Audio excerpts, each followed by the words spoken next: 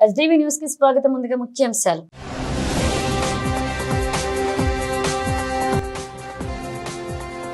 ఉప ముఖ్యమంత్రి పవన్ కళ్యాణ్ ని కలిసిన ఏపీ ఆర్డబ్ల్యూఎస్ ల్యాబ్ ఉద్యోగులు. ఉద్యోగ భద్రత కల్పించాలని విన్నపం.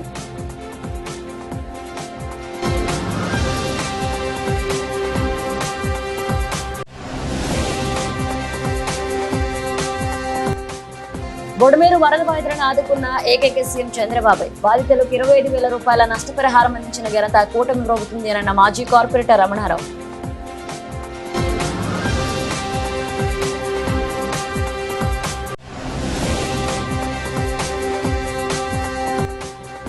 వరద బాధితులకు ప్రభుత్వం ఎన్ని కోట్ల రూపాయలు విడుదల చేస్తుందో శ్వేతపత్రం విడుదల చేయాలి. ప్రభుత్వాన్ని డిమాండ్ చేస్తున్న సిపిఎం నేత బాబురావు.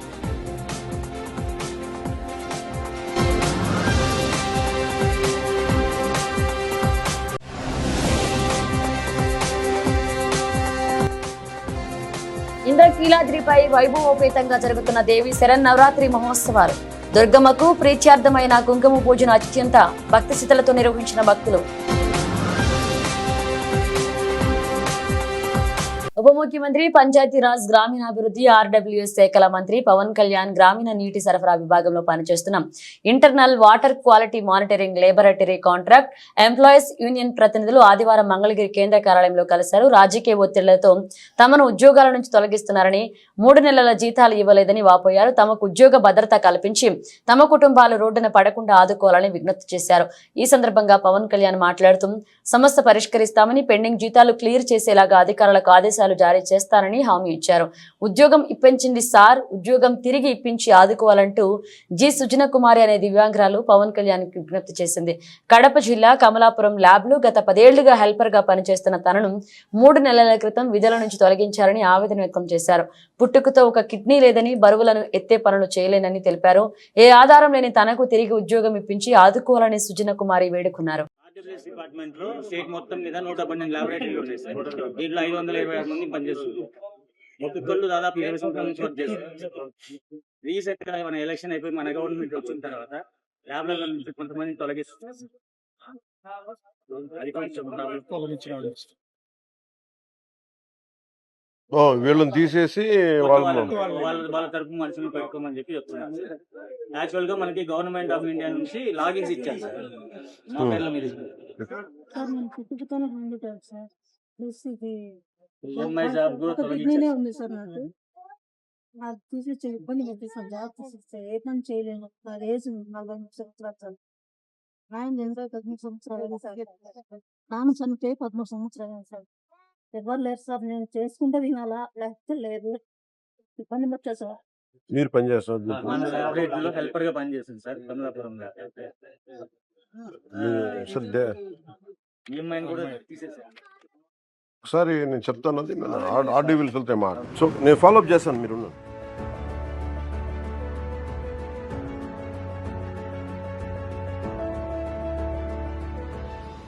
దసరా ఉత్సవాలలో అమ్మవారిని దర్శించుకోవడం చాలా సంతోషంగా ఉందని సినీ నటి కాదంబరి జత్వాని అన్నారు. దసరా శరన్నవరాత్రుల ఏర్పాట్లు చాలా ఘనంగా చేశారని ప్రశంసించారు.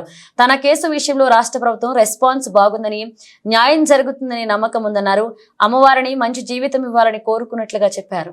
బొడమేరు వరదల వలన నష్టపోయిన ప్రజలను అన్ని విధాలా ఆదుకున్న ఏకైక ముఖ్యమంత్రి చంద్రబాబు నాయుడు అని మాజీ కార్పొరేటర్ ఎర్రబోతు రమణారావు తెలిపారు. ఏ ప్రభుత్వం ఇవ్వని విధంగా బాధితులకు 25,000 రూపాయల నష్టపరిహారం అందించిన ఘనత కూటమి ప్రభుత్వందేనన్నారు. ప్రభుత్వానికి చెడ్డ పేరు తీసుకొచ్చే విధంగా కొంతమంది వైసీపీ వాసన పోని సచివాలయ ఉద్యోగులు, వాలంటీర్లు పనిచేయడం సిగ్గుచేటన్నారు. వామపక్ష నేతలు వరద సమయంలో బాధితులను అదుకుపోగా ప్రభుత్వం చేస్తున్న మంచిపై ఆరోపణలు చేయడం తగదన్నారు. ప్రభుత్వంపై ఆరోపణలు చేసిన సిపిఎం నేత బాబురావు నిజాలు తెలుసుకుని మాట్లాడితే బాగుంటుందన్నారు. ప్రభుత్వంపై మరొకసారి అసత్య ఆరోపణలు చేస్తే సహించబోమని హెచ్చరించారు. వైసీపీకి కొమ్ము కాస్తూ పనిచేసే వాలంటీర్లు, సచివాలయ ఉద్యోగులపై అధికారులు చర్యలు తీసుకోవాలని కోరారు. 25,000 రూపాయలు పరిహారం ఇచ్చాం. ఫస్ట్ ఫ్లోర్ సెకండ్ ఫ్లోర్కి 10,000 ఇచ్చాం. ఆటోకి 10,000 ఇచ్చాం. మోటార్ బైక్కి 3,000 ఇచ్చాం, సిరు వ్యాపారులకి 25,000 రూపాయలు ఇచ్చినటువంటి చరిత్ర మాది అని చెప్పేసి మేము చెప్తా ఉన్నాం. దీంట్లో ప్రధానంగా మరి ఈరోజు చెప్తా ఉన్నాం, గతంలో గ్రామ వార్డు సచివాలయం ఏర్పాటు చేస్తున్నారు. కానీ వాళ్ళలో ఉన్నటువంటి కొంతమంది ఉద్యోగులు ఈరోజు నేను అడుగుతా ఉన్నా, ప్రతి గ్రామ వార్డు సచివాలయానికి 4 నుండి 5 మంది సిబ్బంది ఉంటారు. మరి ఈ సిబ్బంది దగ్గర ప్రతి డేటా ఉంటుంది. ఒక 100 ఇళ్ళకి ఎవరైతే ఇంట్లో ఉన్నారో వారి డోర్ నెంబరు, వారి స్థితిగతులు అన్నీ కూడా, ఆ ఫ్యామిలీ ఏం చేస్తుంది, ఉద్యోగం చేస్తున్నారా లేదా, లేకపోతే పిల్లలు ఎంతమంది వాళ్ళు అని చెప్పేసి వాళ్ళ దగ్గర డేటా ఉంటుంది. ఈ డేటాను విస్మరించి వాళ్ళు ఏర్పాటు చేసినటువంటి వైసీపీ ప్రభుత్వంలో ఏర్పాటు చేసినటువంటి ఈ ఉద్యోగస్తులు మా ప్రభుత్వానికి చెడ్డ పేరు తీసుకొచ్చే విధంగా కొంతమంది వాలంటీర్స్ కలిసి ఈ రోజున ఈ ప్రభుత్వం పైన ఈ ఎన్యూమరేషన్ సక్రమంగా చేయకపోవడం వల్ల, కొంత శాతం రాకపోవడం వల్ల దాన్ని ఇబ్బంది పడే పరిస్థితి తీసుకొచ్చారు. మేము చెప్తా ఉన్నాం, 90% ఈ వరదల్లో ఈ 12 డివిజన్లో ఉన్నటువంటి ప్రజలకు మేము ఇచ్చామని చెప్పేసి మేము చెప్తున్నాం. మా సొంత డబ్బులు ఖర్చు పెట్టాం. ఎమ్మెల్యే గారు బోండా ఉమేశ్వరరావు గారు కానీ, కేసీఆర్ శివనాథ్ సిన్ని గారు కానీ, మంత్రివర్యులు కానీ అందరూ కూడా మరి ఉన్నటువంటి ముఖ్యమంత్రి ఏ రోజైనా సరే హెలికాప్టర్లో ఏరియల్ సర్వే చేస్తూ వెళ్ళిపోయే పరిస్థితే తప్ప, ఒక కలెక్టర్ క్యాంప్ ఆఫీస్లో మరి వారు 10 రోజులు ఉండి మరి గౌరవ కలెక్టర్లు కానీ, ఎమ్మెల్యేలు కానీ, మంత్రులు కానీ, ఎంపీ కానీ, ఇతర జిల్లాలో ఉన్నటువంటి ఎమ్మెల్యేలు కానీ, మంత్రులు కానీ, డిప్యూటీ కలెక్టర్లు, తహసీల్దార్లు, సబ్ కలెక్టర్లు, పోలీస్ సిబ్బంది, సిపి గారు, ఏసీపీ గారు, డీసీపీలు, సిఐలు, ఎస్ఐలు అందరూ కూడా మరి చేశారు. అదే మీ ప్రభుత్వం ఉంటే కనీసం 2-3 నెలలు కూడా ఈ పబ్లిక్ మరి బయటపడేవారు కాదని కూడా చెప్తా ఉన్నాం. దీన్ని ఆసరాగా తీసుకొని రాజకీయ ఉనికిని కోల్పోతున్నటువంటి వామపక్ష పార్టీలు రాజకీయ లబ్ధి కోసం మరి ముఖ్యంగా సిహెచ్ బాబురావు అనే వ్యక్తి రాష్ట్ర కార్యవర్గ సభ్యుడిగా ఉన్నటువంటి వ్యక్తి, మరి మేము చెప్తా ఉన్నాం, మీ రాష్ట్ర కార్యదర్శి కానీ మీరు కానీ విజయవాడ నగర వరబాధితుల్లో ఎక్కడైనా సరే మీరు సొంతంగా మీరు కార్యక్రమం చేశారని చెప్పంటున్నాం. నెల రోజులు కనబడినటువంటి వీళ్ళు నిన్న కార్యవర్గ సభ్యుడు శ్రీనివాసరావు గారు వచ్చారు విజయవాడ. వరద బాధితులకు పట్టించుకొని ప్రభుత్వం మేము అడుగుతా ఉన్నాం, మీరు ఏం చేశారని చెప్పంటున్నాం. ప్రభుత్వం చేస్తూ ఉంది, ప్రభుత్వం సక్రమంగా చేసింది, అన్ని విధాలు ఆదుకున్నాం, అన్ని విధాల పనిచేసాం. భోజనం ప్యాకెట్లు కానీ, టిఫిన్ కానీ, ఫ్రూట్స్ కానీ, పాలు కానీ అన్ని విధాల ఆదుకున్నటువంటి సేవా సంస్థల ద్వారా, ఎందరో సేవా సంస్థల ద్వారా తీసుకొచ్చి ఆదుకున్నా సరే ఇంకా చేయలేదని చెప్తా ఉన్నారు. సరే చేయలేదు, చేయని వాళ్ళకి ఇవ్వాలి, మేము దానికి కూడా కట్టుబడి ఉంటాం. కానీ ఇక్కడ వార్డు సచివాలయంలో వరదల వల్ల నిరాశ్రయులైన వరద బాధితులకు రాష్ట్ర ప్రభుత్వం ఎన్ని కోట్ల రూపాయల విడుదల చేస్తుందో శ్వేతాపత్రం విడుదల చేయాలని సిపిఎం నేత బాబురావు ప్రభుత్వాన్ని డిమాండ్ చేశారు. ఎన్యూమరేషన్ చేసిన ప్రతి ఒక్కరికి నష్టపరిహారం ఇవ్వని పక్షంలో బాధితుల పక్షాన పోరాడతామని ఆయన హెచ్చరించారు. గుడమేరు, కృష్ణానది, ఇతర వరదల వలన రాష్ట్రంలో సుమారుగా 11.5 లక్షల మంది ప్రజలు తీవ్ర ఇబ్బందులు పడ్డారు, నరకయాతన పడ్డారు. 35 రోజులు గడిచింది. ఇది ప్రకృతి వైపరీత్యంతో పాటుగా ఇది మానవ వైపరీత్యమని ముఖ్యమంత్రి గారే చెప్పారు. మ్యాన్ మేడ్ డిజాస్టర్ అన్నారు. అంటే ఒక రకంగా చెప్పాలంటే ఇది ప్రభుత్వాల పాలకుల నిర్లక్ష్యం వలన ఏర్పడినటువంటి ఒక ముప్పు లాంటిది. ఇది గత ప్రభుత్వమా, ఈ ప్రభుత్వం, ఎవరి బాధ్యతలు ఎంత, కేంద్రంలో ఉన్నటువంటి వారి బాధ్యతలు ఎంత అన్న విషయంలో అందరిది ఉమ్మడి బాధ్యతలు ఉన్నాయి. ఎవరి వైఫల్యం వాళ్ళది. సరే, ఏదైనా ఇవాల్టికి ప్రతి ఒక్క వరద బాధితుడికి అన్ని విధాల సహాయం అందే విధంగా మేము కృషి చేస్తామని ముఖ్యమంత్రి గారు చెప్పారు. ఆ మాట నిలబెట్టుకోవాలని సిపిఎం తరపున మేము డిమాండ్ చేస్తూ ఉన్నాం. జరిగిన నష్టం అపారమైనది. ప్రభుత్వం చేస్తున్న సహాయం పరిమితమైంది. దీన్ని ఇప్పటికైనా గమనించి గుర్తించి సరిదిద్దుకోండి. మన చీఫ్ సెక్రటరీ సిసోడియా గారు ఆ రోజు ప్రకటించింది, 13వ తారీఖు లోపల మేము అందరినీ ఎన్యూమరేట్ చేస్తా ఉన్నాం, వీలైనంత త్వరగా అందరికీ సహాయం అందిస్తూ ఉన్నారు. ఎక్కడ 13వ తారీఖు, ఎక్కడ ఇవాళ అక్టోబర్ 6వ తారీఖు? అంటే వారు చెప్పినట్టు 7వ తారీఖు, 6వ తారీఖు ఈరోజు వారు చెప్పిన దీని ప్రకారం చూస్తేనే దాదాపు వరద వచ్చిన తర్వాత 35 రోజులు గడిచింది, ఇంకా సహాయం అందని వాళ్ళు వేల సంఖ్యలో ఉన్నారని వారు పెట్టుకున్న దరఖాస్తుల ద్వారానే అర్థమవుతోంది. మేము ఈరోజు అడుగుతూ ఉన్నాం, మీరు ఇస్తున్న 25,000 గతం కంటే ఎక్కువ అంటున్నారు, కానీ వాళ్ళు పోల్చుకోవాల్సింది గతంతోనే కాదు, జరిగిన నష్టంతో పోల్చుకోండి. మీ అంచనా ప్రకారమే 7,500 కోట్ల రూపాయలు కేంద్ర ప్రభుత్వానికి నివేదికలు పంపారు. కానీ ఇందులో బాధితులకు జరిగినటువంటి నష్టం అంచనాలు అందులో కలిసి లేవు.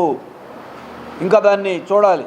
నిజంగా చెప్పాలంటే బాధితులకు జరిగిన నష్టమే 5,000 కోట్ల రూపాయల పైన ఉంటుంది.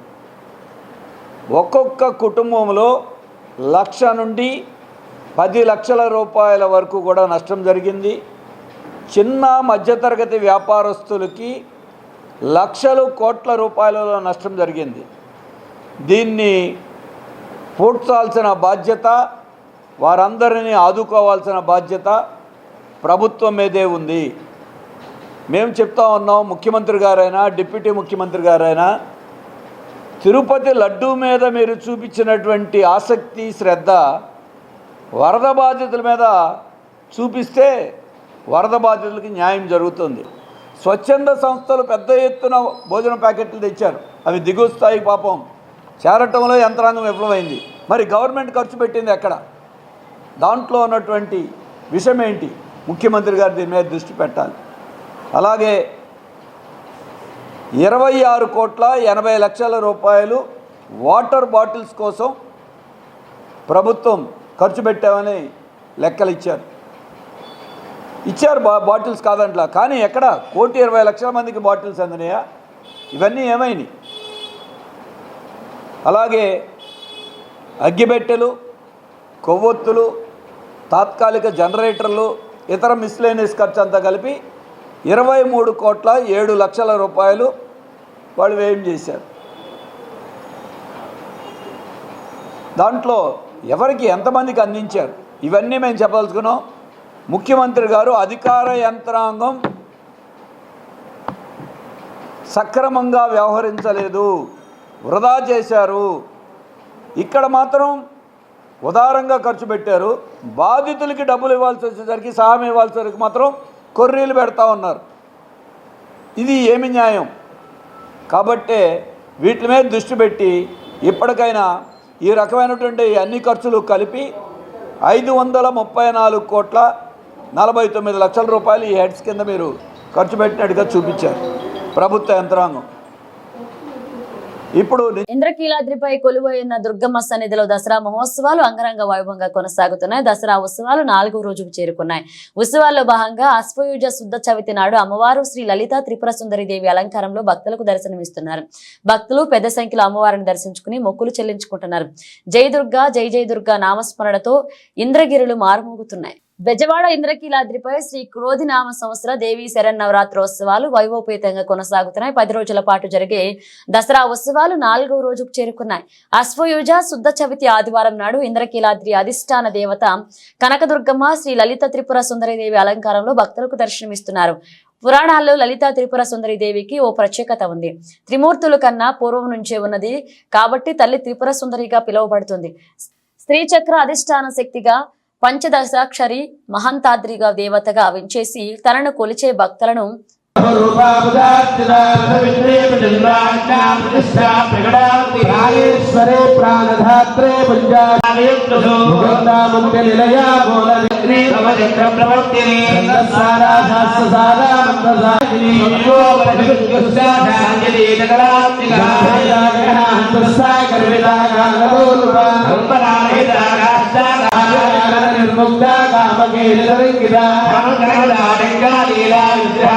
శ్రీచక్ర అధిష్టాన శక్తిగా, పంచదశాక్షరి మహామంత్రాది దేవతగా వెంచేసి తనను కొలిచే భక్తులను, ఉపాసకులను తల్లి అనుగ్రహిస్తుంది.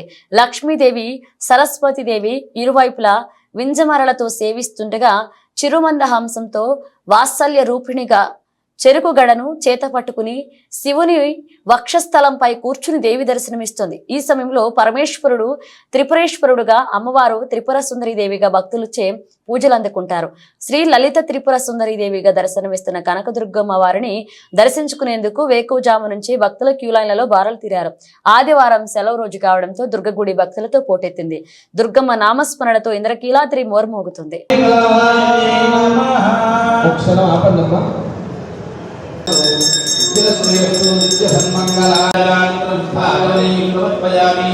నమస్కరోమి నమః పార్వతీపతయే హర హర మహాదేవ మాతా మహారాజ్ఞీ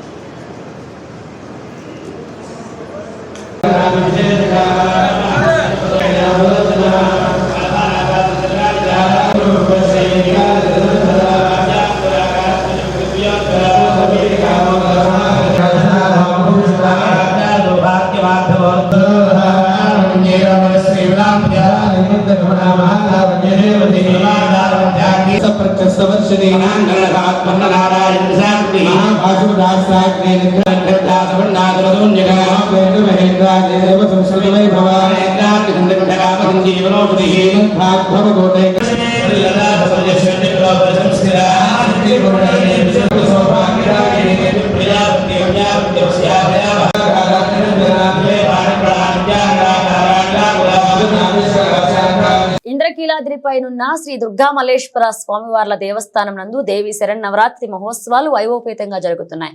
ఉత్సవాలలో లలిత త్రిపుర సుందరి దేవిగా దర్శనమిస్తున్న దుర్గమ్మకు ప్రీత్యార్థమైన కుంకుమ పూజను భక్తులు అత్యంత భక్తి శ్రద్ధలతో నిర్వహించారు. ఇంద్రకీలాద్రిపై సౌభాగ్య ప్రదాయిని అయిన శ్రీ కనకదుర్గమ్మకు కుంకుమ పూజలు భక్తి శ్రద్ధలతో జరిగాయి. ఉత్సవాలలో జరిగిన కుంకుమ పూజలకు తరలి వచ్చిన దంపతులతో మహామండపం నిండిపోయింది. అత్యంత భక్తి శ్రద్ధలతో అమ్మవారికి కుంకుమార్చనలు నిర్వహించారు. వేద పండితులు మంత్రోచ్చరణలు, మంగళ వాయిద్యాల నడుమ కుంకుమార్చనలు శాస్త్రోక్తంగా జరిగాయి. దసరా మహోత్సవాలలో అమ్మవారి సన్నిధిలో కుంకుమార్చనలు చేయడం వల్ల మహిళలు కలకాలం సౌభాగ్యవంతులుగా వర్ధిల్లాలని ప్రతీతి. అందులోనూ దుర్గమ్మకు ప్రీతిపాత్రమైన దసరా శరన్నవరాత్రులలో మహిళలు విశేష సంఖ్యలో కుంకుమ పూజలో పాల్గొన్నారు. భక్తుల సంఖ్య ఎక్కువగా ఉండడంతో వారి సౌకర్యార్థం దేవస్థాన అధికారులు 2వ షిఫ్ట్లలో కుంకుమ పూజలు ఏర్పాటు చేశారు. జై శ్రీమన్నారాయణ. ఈరోజు అమ్మవారు 4వ రోజు లలిత త్రిపుర సుందరి దర్శనం చేసుకోవడం జరిగింది ఈ అవతారంలో. సో ఈరోజు నేను విజయవాడ రావడం, సో ఇక్కడికి వచ్చి అమ్మవారి దర్శనం చేసుకోవడం ఈ నవరాత్రుల్లో చాలా ఆనందంగా ఉంది.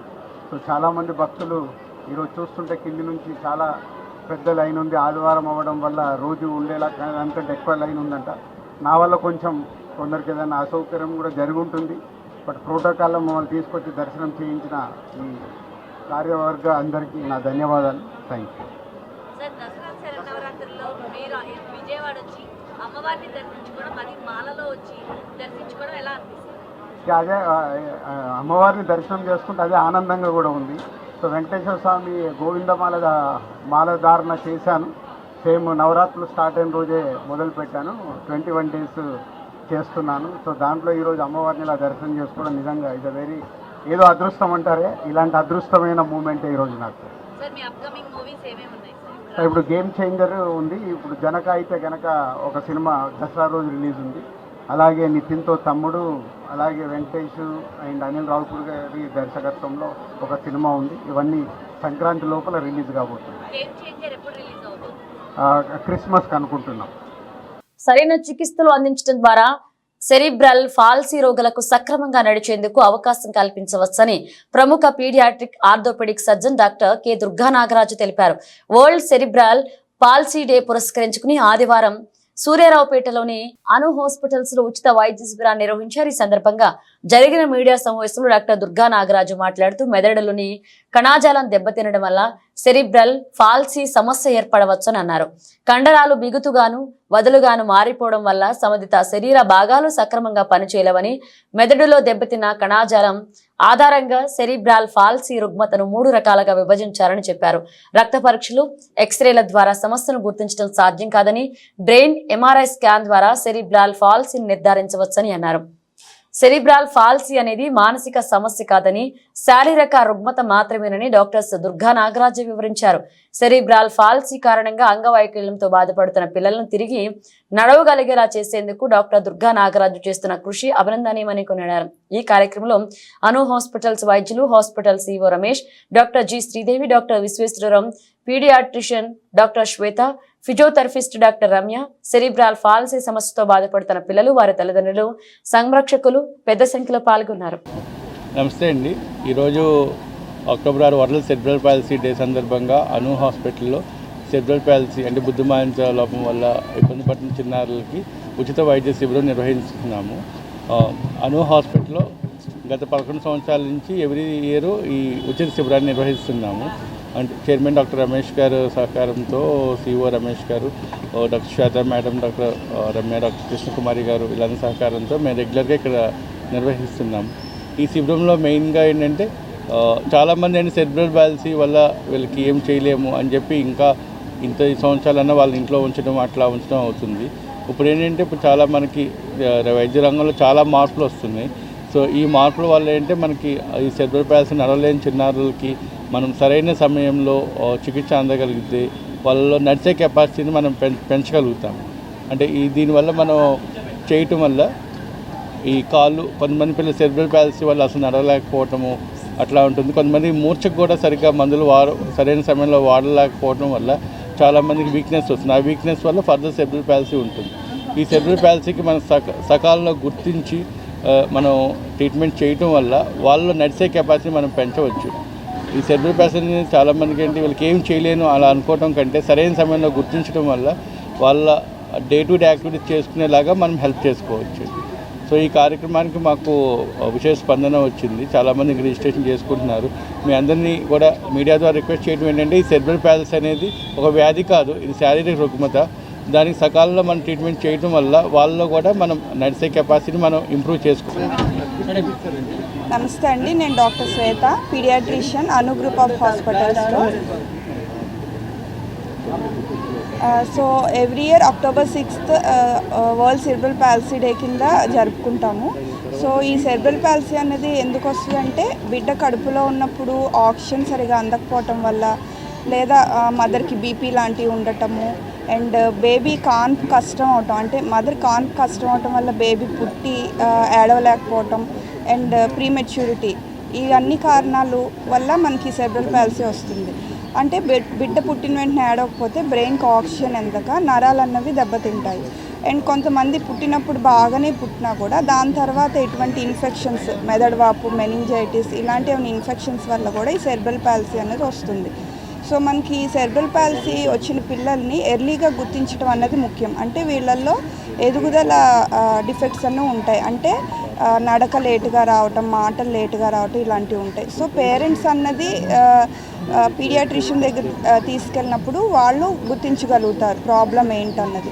సో గుర్తించిన తర్వాత ఎర్లీ స్టిమ్యులేషన్ అన్నది ఇంపార్టెంట్. అంటే వాళ్ళకి ఫిజియోథెరపీ చేయించటం, స్పీచ్ థెరపీ, ఆక్యుపేషనల్ థెరపీ ఇలాంటివన్నీ ఇప్పించటం వల్ల ఎంత ఎర్లీగా వాళ్ళని స్టిమ్యులేట్ చేస్తే అంత తొందరగా వాళ్ళలో రెస్పాన్స్ వచ్చే ఛాన్సెస్ ఉంటాయి.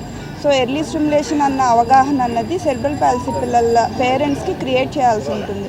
సో ఒకసారి ప్రాబ్లం వచ్చింది వదిలేయాలి అని అనుకోవాల్సిన అవసరం లేదు. వాళ్ళకి రకరకాల ఆప్షన్స్ ఉన్నాయి. లైక్ మల్టీ డిసిప్లినరీ అప్రోచ్ అంటాము. Like orthopaedic surgeons, occupational therapist, physiotherapist, paediatricians and neurologist, అంటే ఫిట్స్ ప్రాబ్లమ్స్ ఉంటాయి కదా, ఇవన్నిటికీ కూడా గ్రూప్గా వాళ్ళని ట్రీట్ చేయడం వల్ల వాళ్ళకు. సో నమస్కారం అందరికీ. ఈ అను గ్రూప్ ఆఫ్ హాస్పిటల్స్కి నేను ప్రస్తుతం డైరెక్టర్ అండ్ సిఇఓగా ఉన్నాను. నేను నాన్ డాక్టర్ని, సిఇఓ అండ్ డైరెక్టర్గా ఉంటూ ఈవేళ ఉన్న కార్యక్రమంలో మీకు మెడికల్ టర్మ్స్ కానీ వైద్యానికి సంబంధించిన మా డాక్టర్స్ చెప్పారు.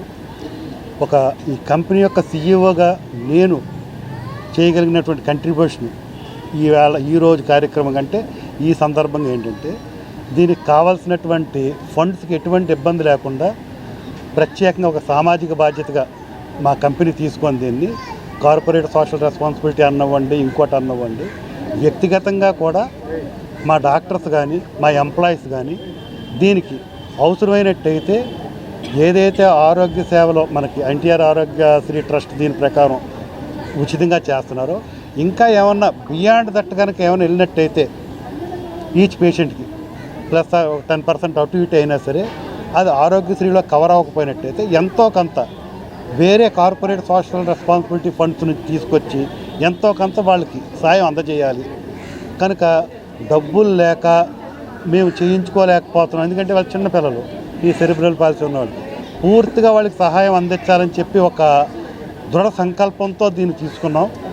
ఇంతకుముందు ప్రతి సంవత్సరం చేస్తున్నా సరే ఈ సంవత్సరం నుంచి మన డాక్టర్ దుర్గా నాగరాజు గారు దీని మీద స్పెషల్ ఫోకస్ పెట్టి ఒక కంపెనీలో డైరెక్టర్గానే కాకుండా డాక్టర్గానే కాకుండా ఈ సమాజంలో ఒక వ్యక్తిగా మిగతా డాక్టర్లను అందరినీ కూడా కూడగట్టుకొని దీన్ని ఒక ఉద్యమంలా ముందుకు తీసుకెళ్ళినట్టయితే ఎవరైతే ఈ చిన్నపిల్లలు సామాజికంగా రుగ్మతతో మానసిక రుగ్మతతో ఉంటారో భవిష్యత్తులో వాళ్ళు ఎటువంటి ఇబ్బందులు పడకుండా ఉండడానికి మనం చిన్నప్పటి నుంచి ఎంతో.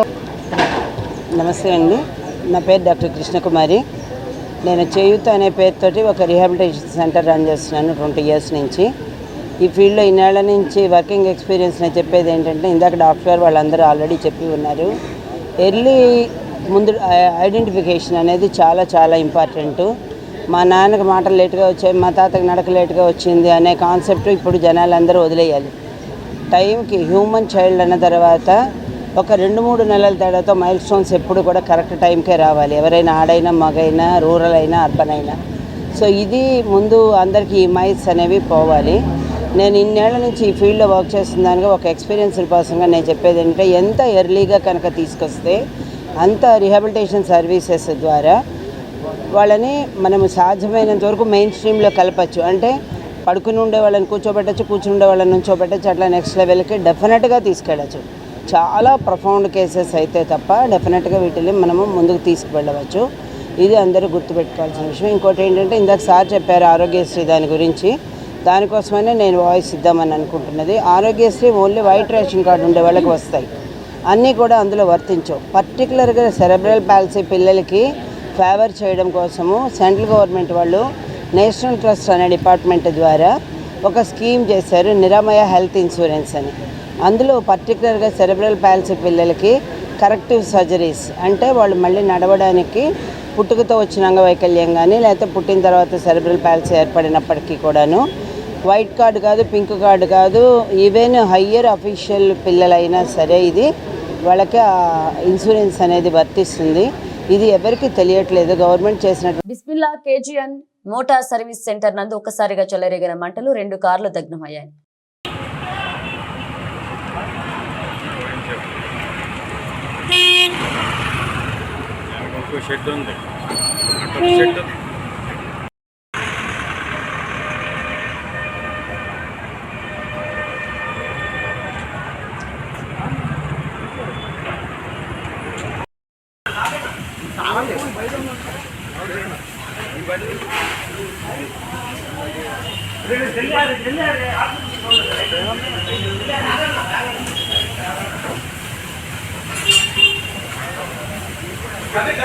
విజయవాడ ఇంద్రకీలాద్రిపై దసరా ఉత్సవాలు అంగరంగ వైభవంగా జరుగుతున్నాయి. ఉత్సవాల్లో భాగంగా ఆదివారం దుర్గమ్మ, లలిత త్రిపుర సుందరి దేవిగా భక్తులకు దర్శనమిస్తున్నారు.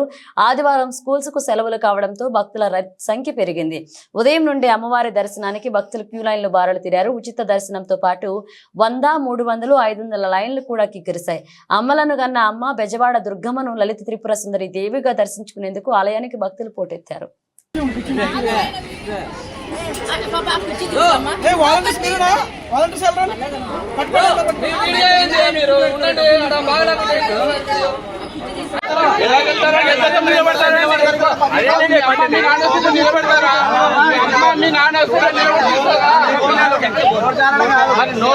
తప్పుగా మాట్లాడతలే నేను, మరి తప్ప అది మాన్యువల్ గా సైడ్ ఉంది. మరి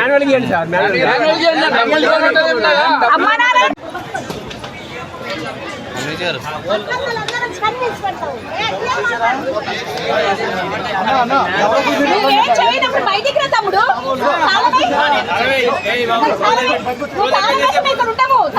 వెళ్ళిపోతాం కదా, నువ్వు బయటికి రా. నువ్వు లడ్డు ఇయ్యవు.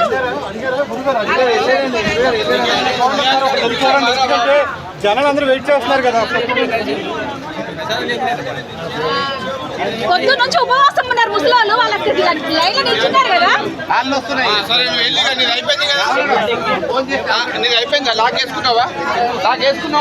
లడ్డూలేమో కరెంట్ లేదంటే లడ్డూలు ఇవ్వరంట. గంట వరకు ఇక్కడ వెయిట్ చేస్తున్నాము. లడ్డూలు లేనప్పుడు వాళ్ళ తాళం వేసుకొని బయటికి రావాలి. ఆయన ఎందుకు మేము మీద నిల్చోవాలి? పొద్దు నుంచి ఉపవాసం ఉన్నాం కదా.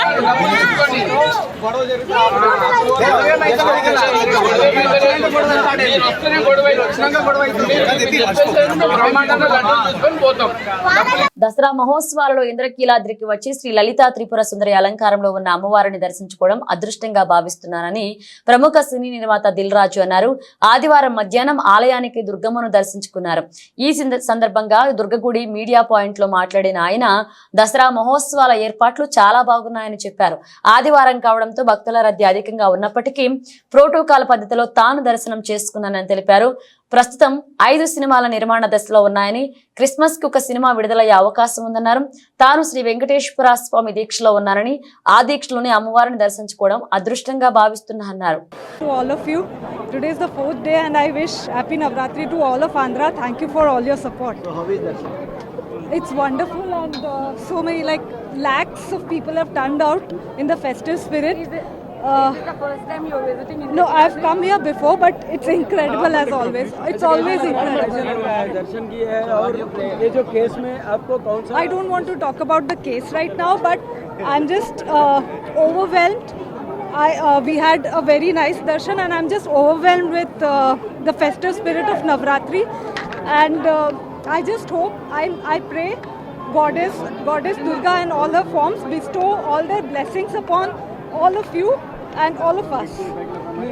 एक बात बताइए, माँ को कैसा जस्टिस के लिए Durga Ma will do the best for all of us. Let's pray and let's celebrate the festival of Navratri. She is the divine mother of all of us and she'll take care of all of us. She'll do right by all of us. Let's just pray to her. आप आगे जाके दर्शन बहुत अच्छे थे. It was incredible and I feel very happy and very joyous after the darshan.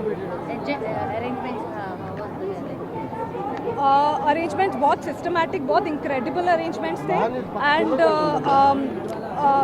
kudos to the temple authorities for such incredible arrangements. Very systematic darshan, everybody was allowed, and it's just amazing how they've organized with all these people turning out in lakhs.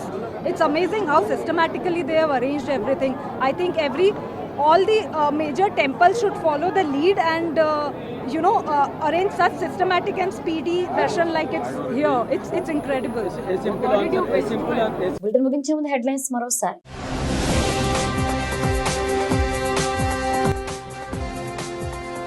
ఉప ముఖ్యమంత్రి పవన్ కళ్యాణ్ ని కలిసిన AP RWS lab ఉద్యోగులు. ఉద్యోగ భద్రత కల్పించాలని విన్నపం.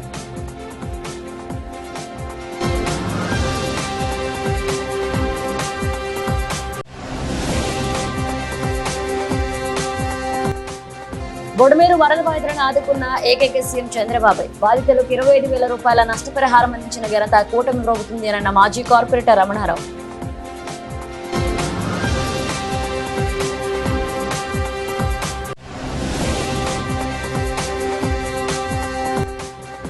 వరద బాధితులకు ప్రభుత్వం ఎన్ని కోట్ల రూపాయలు విడుదల చేస్తుందో శ్వేతపత్రం విడుదల చేయాలి. ప్రభుత్వాన్ని డిమాండ్ చేస్తున్న సిపిఎం నేత బాబురావు.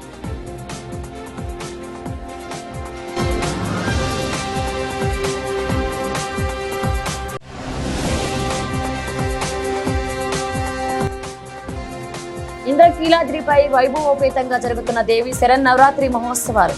దుర్గమ్మకు ప్రీత్యార్థమైన కుంకుమ పూజను అత్యంత భక్తి స్థితులతో నిర్వహించిన భక్తులు.